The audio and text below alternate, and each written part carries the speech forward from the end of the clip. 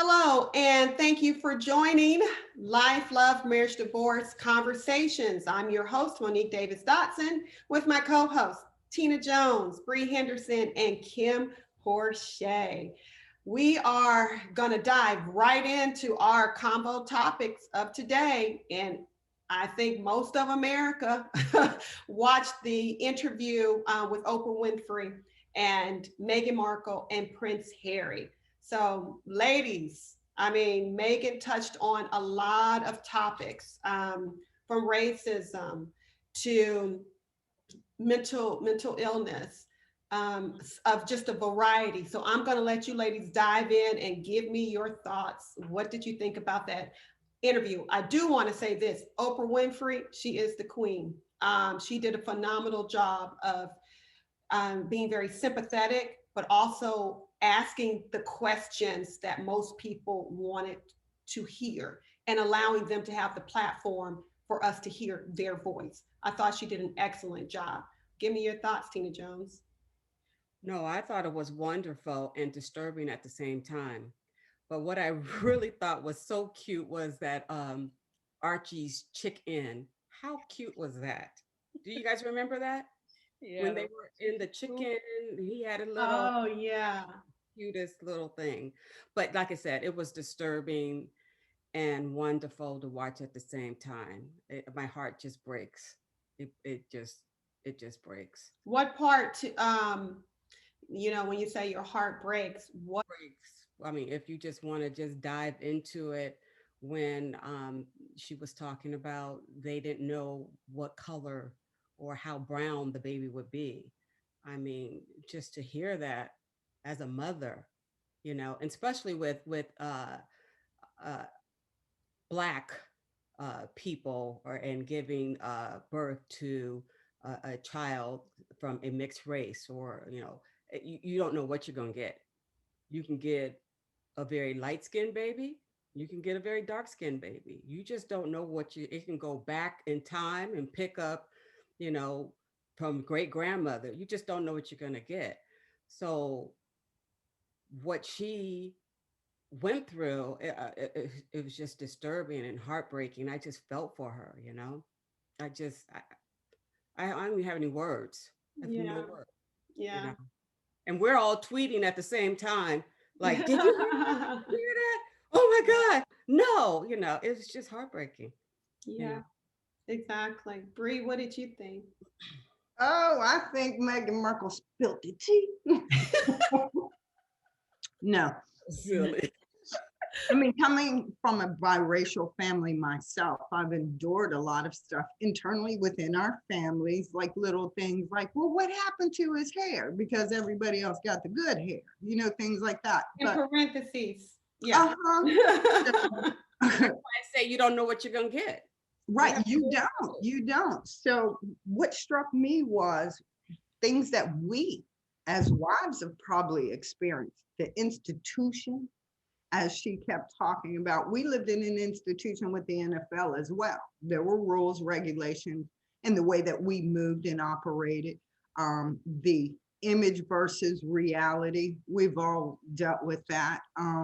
The silence and suppression, that was the one that got me because I lived through the silence and the suppression. And I realized where she came to that place of talking about taking her life, even though that wasn't an option for me or even came to fruition. I understand the suppression of being yourself, trying to move and navigate in a world that is going to depict how you function, how you eat, walk. I mean, literally eat, walk, curtsy, all of that stuff.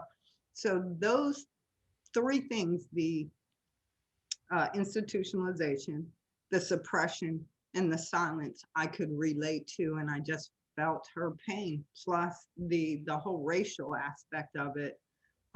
For anybody to say that anyone in this time and generation is less than based on an institution is not acceptable for me.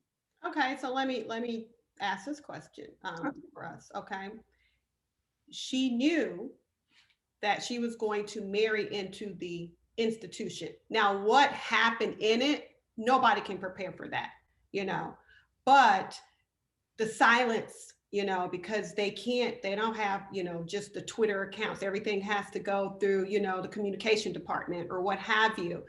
But I don't think, in my opinion, anybody could prepare for that. And I say that because I've read some of the insensitive tweets that touch on, well, she knew what she was getting into. Well, she knew who she was marrying. I think many of us can say, yeah, you get married, right? But you really don't know what you're getting into until you are in the marriage. You can see your parents, and watch how they navigate and manage marriage and family.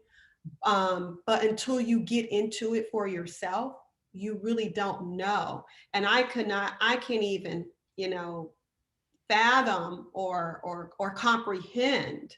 I couldn't even comprehend what it had to be once she got into that institution, or the firm, as she said as well. What did you think about the interview, Kim? Um, I was pretty speechless. I empathize with her. Just going into a situation, a little bit like I think she was a little blindsided. You go into something and you're not really sure what you're going into. You love this person, and you have an idea, but I just she wasn't prepared, and I think that is what mentally broke her down, because it was almost, I'm sorry to say, it felt like a cult, situation. Like, I can't get out. I'm trapped. I'm asking for help and no one is doing anything, and why? And everything was a no for her. I mean, can you help me? Can you protect me? And I, if she had not spoken out, I admire her for her courage to come out and speak. And I admire her husband, Prince Harry, for coming out and standing alongside her, because he knew what was right. And I feel like he struggled as a child, just in growing up, just trying to be different. He saw different and he wanted different. And I think that's why he made the decisions that he made to choose her as his wife, and just do things the way that he wanted to do it, versus, like he said, his father and his brother are trapped. Yeah, yeah, Definitely admire her, and I felt horrible that she was in a situation where she felt so trapped that she wanted to take her life. Um, yeah. that's tough. That was heavy. I That was think, heavy for me. It was yeah, heavy. that was really heavy. And as Bree said, it's relatable. We can the four of us can relate, because you're in a situation where you don't want to expose your family, yourself, your husband, and you're suppressing a lot of your feelings, your emotions, because you're And trying to truth. And protect. truth. Yes. And it's reality versus what everyone else sees. It's a different situation. Yeah, Let me, oh, I'm sorry, Kim, go ahead. No, go ahead. My heart just went out to her, but I definitely feel that she's gonna come out so much stronger, because she has peace, and as we spoke last week, is protecting the peace, and you know that's what's most important. Her mental health and the love that she has with her family, and just living a happy life. exactly. Right, I agree. right. What were you going to say, Bree? 2 points. One, I've actually dealt with them saying, well, you know what you got yourself into. You knew what you were marrying into. And that was in the courtroom. And I had to go ahead and tell that judge, no, sir. No, sir. I knew some of the particulars about what I was marrying into, but the things that we were bringing to the table were not part of a marriage. So they want to just put that in that ball and say, well, you knew what you got into. Mhm. No, we don't. It's like a mother that has a child the first time, she doesn't know what she's doing. The second time she gets it. It's Right. like being married. You've never been married before. How do you know what it's going to entail? Everything is different. Now, as far as Harry, they present the monarchy as being progressive now, especially when Prince William and Prince Harry were growing up. They're like, this is the progression in our monarchy. These two young men are going to bring us into the next generation to help us deal with the millennium. But they still have the old school thinking, the old traditions, and where we can put this in where it's relatable to our lives is the conversation that you and I have so often, is that the things of the old ways are not always the ways that need to be done this way. You know Mhm. what I'm saying? There has to be some progression. It's like telling them, well, when I was young, I didn't have this and have that and so forth. And you and I discussed that, you know, Jesus looked at and God looked at the way the world was before the sin and destruction. But he said that I'm going to give my life so that you have better. So that's the same platform that they need to take. Okay, the old ways don't work for us. We have the Old Testament, and then now we have a New Testament because there's progression. So Right. in the monarchy, we need to do that as well. And there's still a Yeah. middle school Well, way. I really hope with this interview that they do take some progressive steps in, especially in healing their family. Um, because that is sad because these are real people. It is a family involved. And we all know that we have had fallouts with family members and, disagreements. In some ways we could make our way back, or at least some way we could be cordial to one another. But I do applaud her for her bravery. I'm on Team Megan and Team Harry, just so everybody knows.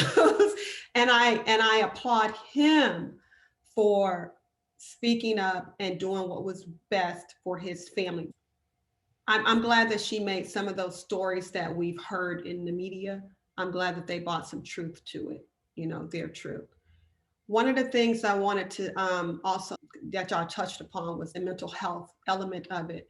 To anybody who is watching us today, if you have any suicidal thoughts or any, mental health issue concerns, I'm going to give you two numbers and I will please call, and get the help. There are resources, there is help out there. You are not alone in your thoughts, just as you saw Meghan Markle, a duchess, married to a prince. Everybody has issues or problems. But if it ever gets that dark, you are not alone. So I'm going to give you this number.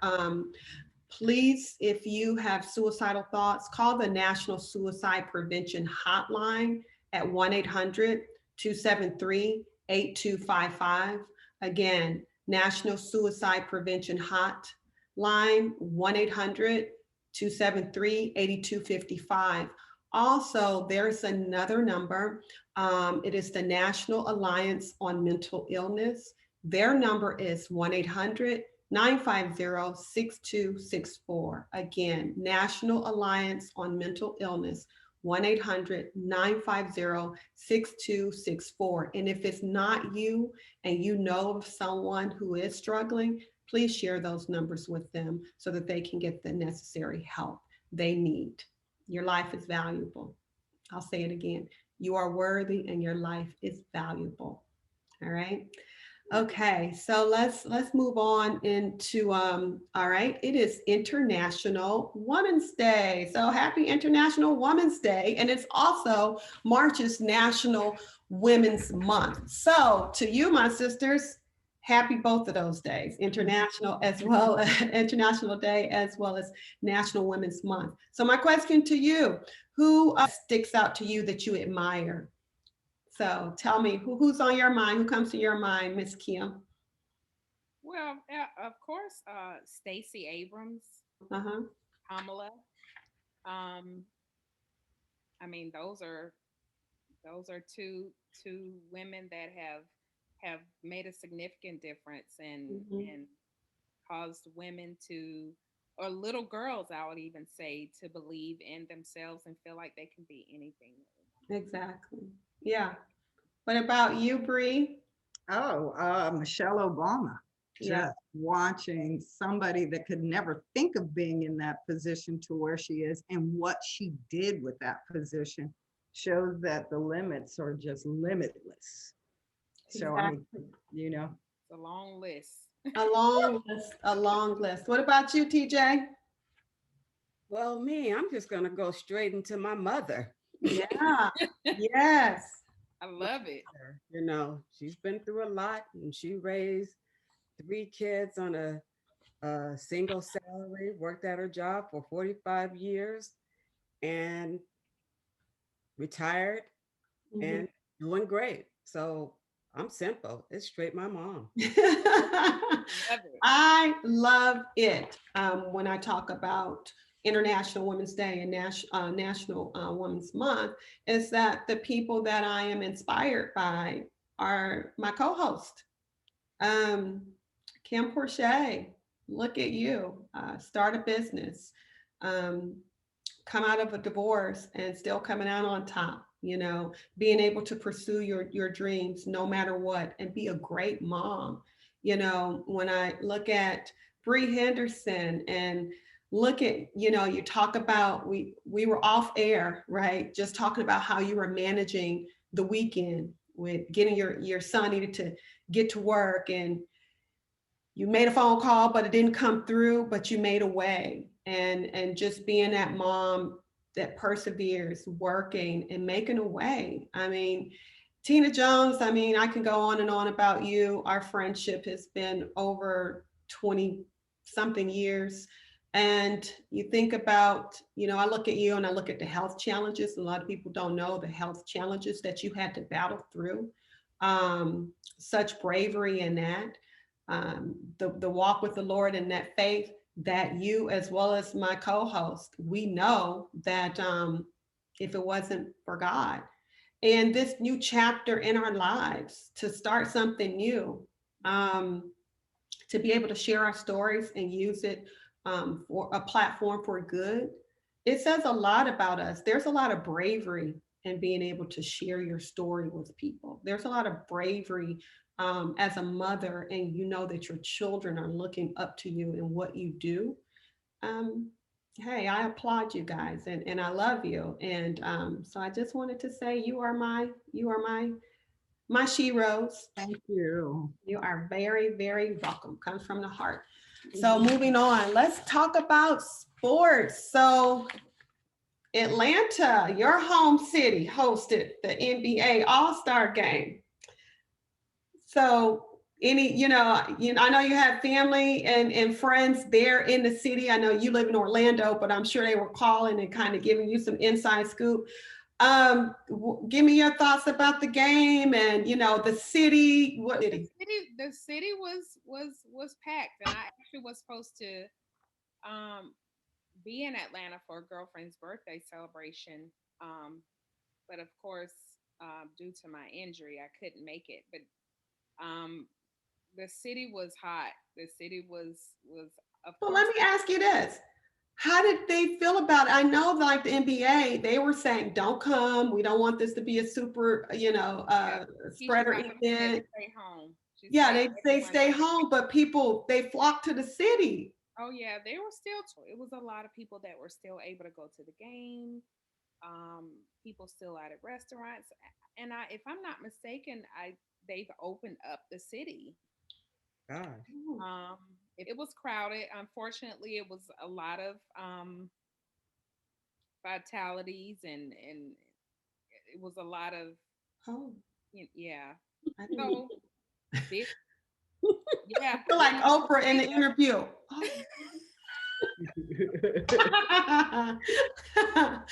Oh my gosh, I didn't know that. How sad.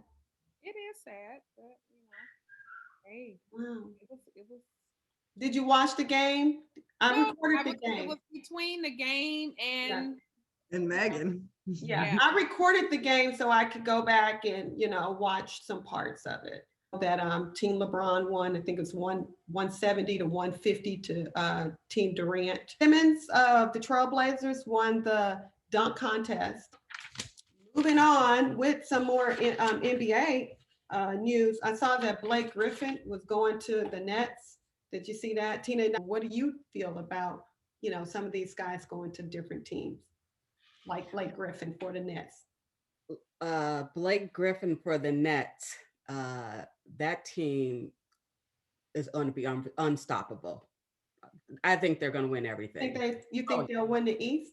Oh yeah, they'll win everything. They're unstoppable. But the Utah Jazz is pretty hot right now in the West. Monique, that's huge. I hear what I'm saying. She's going with the net, Monique. She's going with the net. Well, I'm just saying there are other people, That's huge. That is huge. Yeah. NFL rumors again. Russell Wilson, possibly Chicago Bears. That is not going to be good for us. That's not going, but it's not good for. I don't think it'll be good for him either, though. I just really don't see that fit for him. I really thought that maybe the Jets would be good for him, but I don't know. I just didn't see Chicago. Maybe that's because you want him on the East Coast. Right. That's why. He can't see past the East Coast. He can't stop in the Midwest. He needs to come all the way up. Right. You can't take our division from us. Come on, go somewhere else. Yeah, when I saw that rumor, I was like, oh no, you want good, healthy competition, but no, Russell, you can go to the East Coast. Don't stop in Chicago. I don't think those colors will look good on him anyway. Monique, he can come here to Houston. Girl, I wouldn't even put that on him. He might change the team. It's just, hey, the quarterback runs. I told you what we need to do last week. They need to sell the team. Then we can get the people in, that are football minded. I think at least. I saw also. Go ahead, Bree. Speaking of National Women's Month, we have now a new NFL African-American official. Yeah, we do. Yeah. Yes. Yeah. What is it? Maya Shaka. And she has 14 years of experience in education. And it just so happened that her passion was basketball. She ran into a gentleman by the name of McMahon, who she was McCon, who she was talking to, and he was a football official. And so, why don't you try this? So she applied her teaching skills to the dynamics of officiating football. And now she has an NFL thing. But she said the key thing to her, and the number one reason that she takes so much pride in this is that she can show her students that somebody that you engage with on a day-to-day basis can become the biggest thing. So so that was one delay. Yeah. The other trade rumor that I saw before we move on was Odell Beckham to Tampa Bay. So, Miss Kim, you have more of the local news there. Yeah, with Tom. What's going on with that? Possibly. That's what I heard. I heard my neighbors out talking about it. Over a glass of lemonade. Of course, everyone now wants to come to Tampa, and they don't have enough money to pay everyone. Yeah. Right. That's why I think I saw some restructure things going on with that. He's the one that wants Odell. He's the one that wants him.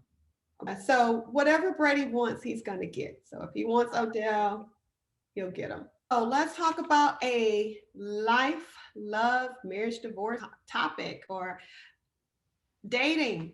Okay. I want to bring this up now. Don't you cough, Kim.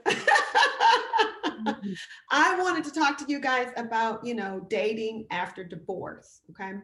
And what your thoughts are. And if you are dating, tell us, how did you, how were you open to dating after being married for so many years, because that has to be a jump, to trust someone, number one, as well as when you've been married for 15, 20 plus years, it can be a little bit intimidating. And then who you were married to for some folks, that's also intimidating. So, Right. who's dating, who's not dating, and why? Let's dive into it. Mm. Who's first? Not me. Do we really want to tell all our business? We don't want to tell our business, Monique Dotson. Yes, we do. That's somebody's boyfriend calling. Oh, Not mine. Not mine. So You know what? I believe it's like learning how to ride that bike.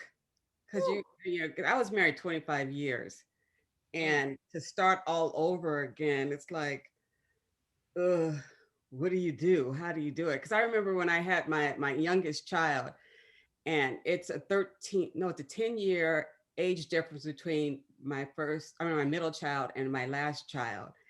And so when they were like, okay, well, it's time to go home, I was like, well, she's staying, right? Go with me. I right. mean, everything is so different. Even just putting the stroller together, I was like, how do you do this? How do you put, I know how to put a stroller together from 10 years ago, but like right now, I don't, so it's a little different. It's like, okay, how do you start dating? And the thing is comparing, it's hard because you know what you had and you know what you got, and you don't want to date someone where you have to compare the two.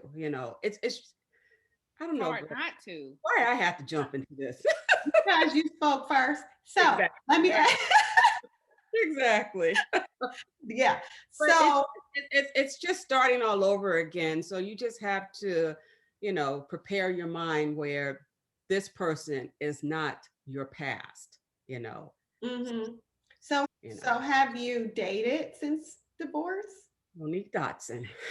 Feel it, TJ. Oprah. Okay. Pulling an Oprah move. Ain't she? Is. I think my connection gonna go bad in a minute. Your connection is not going bad. We okay. So Tina Jones, are you open to dating? Are you open to dating? Of course, of course. Now, I don't think I want to get married again, Mm, you know. Having that companion is it's okay with me. mhm. Getting married again, I don't Mm. know about that. I Yeah. like my freedom. I like to come and go as I please. If I don't want to make up my bed, if I don't want to cook dinner, I don't want to do anything. I like that, You you like know. that freedom now. So I do. I love my freedom. Mhm. I said, I just don't know. I think the right person has to come and just like sweep me off I mean, I just don't know. But right now, I can't see myself getting married. And that's my choice. It's not anyone else's choice. That's my choice. Do you think that you're guarded? Like, and this can go for all of us. Do you think that, after divorce that you're more hesitant or guarded to be open-minded to dating anybody? I am. I You am. are? Absolutely. And Why? I have had someone that I've been seeing for 2 years. And I've had him in a friend zone and people are like, that's really not your friend. I'm like, I promise it really, really is. And I, I Tina, stop. Right. I try to Look, convince myself that he like it is a friendship. And well, when I was married, my Robert was my friend before we were anything else. I'd say 3 years of a friendship. And he just said, I'm gonna give up on trying to pursue you as a mate because you're not giving it up. You just have me come over to your house and you cook meals and I lay on your bed and just kind of vent to you, like you're just not going to, do anything else. And I'm like, well, I'm your friend. And I think that is what I feel the foundation of any relationship should be. So I have kept my friend in a friend zone because I need to know if I like you outside of anything else. Okay, Kim, but it's been 2 years. So you don't know if you like this guy past a friend. I do, but I still have that foundation. If I didn't have or build that foundation, I think I'm easily like I give no damn. So I will cut you off in a minute. Right. So in Yeah. order for me to be able to have you as a mate, I really have to like you. And I don't and I'm not, why put a time frame on? It's my life. Yes. I don't have to put a time frame and say, okay, 6 months, and then I'm gonna, say that it's a yay or nay. I just enjoyed it day by day. Well, listen, I'm with you 100%. I don't think that you have to do anything that you're not ready to do. For him, is he comfortable with remaining in the friend zone, or does he want more? He does want more. Okay, so he's not comfortable with just remaining in friend zone. But he likes you obviously a whole lot, that he doesn't want to give up whatever he has. These are some of the real, questions and things that you guys may actually go through, that you're asking yourself. Am I ready? Yeah, he's been my friend for a minute. Do I really want to go that way? So Tina's question was are you comparing your friend to your marriage, to your ex-husband? I think I'm over that part. Okay. I think for me, it was maybe a relationship that I was in after the divorce, and Okay. it didn't go the as well as I wanted it to go because I jumped right into a Gotcha. relationship versus building a friendship. Right. And now I know I'm not 22 anymore. Mm-hmm. Right. Um, I know what to look for. I know what I want. I know what I'm willing to compromise. I know what I'm not willing to settle Mm-hmm. for. So I think that sometimes people don't show you, they show you um, a representation of them Amen. Mm-hmm. in the beginning. Yep. And he just says to me, he laughs at me. He just says, "You're just continuously waiting for me to show you someone different." And I am. Mm. I am. I'm not. Wow.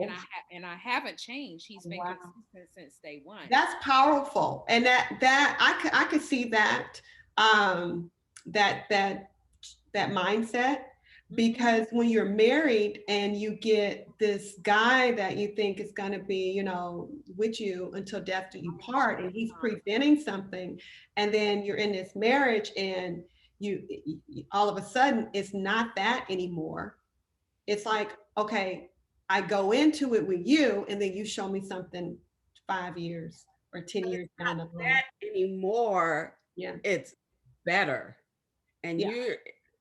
that's what I'm saying. When you compare the two, it's Yeah. that, people think that, oh, you live in this big old house and you have this and you have that. Meghan Markle, But Prince Harry kind of, I do, image. but, Yeah. you know, exactly, But you exactly. can, yeah, go So ahead, Tina. I know now how I should have been treated. I didn't know when I was in my marriage. I'm just saying, okay, I'm in my marriage. This is how, this is marriage. This is how I'm supposed to be treated. But going out, or now being on my own and dating, it's like, oh Lord, Yes. this is It's how saying something. this It's is saying something. how, yeah. So Yeah. It's saying so, something. and then you think about it, it's like, oh Yeah. Lord, I would never go back to that. Right. Right. Because I got this, and that person might only make a certain amount of money or not have the big house or have this and that. But like I said, if he treats you good, And that's what what's you the can ask for. problem? And you guys say, are you comparing it to your old or your ex-husband or whatever? Girl, that is a blessing for me because my margin there is to tell me what I don't want. You know what I'm saying? Instead of comparing, where you're saying comparing, yeah, I compare. If I see any of those things that I went through, then you are already bye. You know what I'm saying? So that's the comparison that I use Yeah. in my marriage as a tool to engage Exactly. another man, but I'm not going to put another man and engage him to the one that I just left. There's a reason I left him. So this Right. next one should not be compared to. He needs to be in his own little box. It's funny seeing coming to America, and I just look at that woman. He's like, "What do you like?" Well, whatever you like. What do you want? Well, whatever you want. You know, we've been that for so long, or had been in our marriages previously. The next, as far as me, I have dated, and it's just more of a friendship, because right now I'm still navigating in my freedom, like you said, of coming and going when I want to, not having somebody that you got to tell him at 9 o'clock in the morning, dude, don't you got somewhere you need to be? You know what I'm saying? Right. Stuff like that, just being able to move the way that I want to. Another aspect of it is I have a 14-year-old daughter. Mm-hmm. I'm not running the different guys through here. Yeah. Before I didn't look at, I mean, I had a list. I want them to be like this, look like that, walk, talk like that. But I'm like, God will bring that man for me. Mm-hmm. So I had to think about what Tina was saying. Would I ever get married again? Well, the man that's coming in my life will be a Christian. God wants us to be married. So that's where my conflict is. Do I have to marry him? I've been married. Don't feel like I have to do that, because Right. I've seen what it is. Right. But if our relationship is solid, aren't we united anyway? But I understand that I need to be united under God as well. But the next person that I move with, I won't even have to explain who I am, what I need. He'll see that already. We're going to go from beyond love. I know what love is. We want somebody to adore me. You know what I'm saying? Get past the love. What is the next? And I'm 56 years old. Girl, I'm looking for a brother that wants to do the bucket list with me. You know what I'm saying? That just wants to be free. The guy that I want wants to see me smile every day, because that joy that he brings me, I am bold, give it to him. I am not dating. I have gone out on dates. I shouldn't say dates like I've been out there. I haven't, but I have, and I find myself meeting people who find me to be in my 30s versus my 50s. Come on, 30. I'm very flattered. I'm very flattered. But at the same time, I'm not looking for that, you know, and I would never hold someone up because I know what I want. You know, when you get a certain age and you've been through some stuff, you know what you're not about to put up with or deal with. And I don't believe in wasting anyone's time. I get the messages through the instant messenger, you know, and that's really not my speed. That's really not my speed. I can't do it. No, I'm not. You have little triggers where, you know, somebody might trigger something and it's like, oh no, I'm done. I can't. Oh yeah, I'm not as I don't have a lot of patience. So I think, and I don't say that to be rude. I'm saying for me, I don't want to waste anyone's time. I am a diehard hopeless romantic. Just diehard. But I am questioning if I would want to get married again. I do have a 14-year-old daughter that pumps the brakes on a lot of activity that I would even dare entertain, no matter who that person is. Because if I'm welcoming you in your life, I'm not a serial dater. I never will be. But if I'm welcoming you in my life, then I'm going to welcome, you know, you're going to know who my kids are. And I'm very, very protective of that. And I'm at the stage where I don't need a man. And I certainly don't need to be entertained on a phone call or something because I got dead time. You know, sit on the phone for 2 or 3 hours talking about nothing. Yeah. So that's kind of where the dating scene is for us. Kim is dating a nice man of 2 years who's her friend. Bree has dated. Tina and I, we talk about it, and we've had experience, but nothing that is something that that went any further than, okay, it was this, we'll wait till God sends us the right one, not in a rush. But if it's somebody out there worth the attention, then I'm all in. I'll definitely date the right person. So Well, I would say, um, I wasn't looking for anyone to date. I was just it he we just crossed paths, and I looked at him in the very beginning literally as, this is someone that I think I have some things in common with, and I'm just going to enjoy the ride. yeah, yeah. So day to day, I did not realize that I looked up 2 years later and we're still seeing each other. We have not gone days that we don't talk to each other. And he literally makes me smile every single day. Oh, Like and every you single deserve it. You deserve to smile every day. And day. my dating, yeah, I appreciate that. I Yes. appreciate the French is it's the foundation of the friendship. So ladies, if you do meet someone, don't go into meeting them saying this could be the potential husband, or this could Mhm. be the one.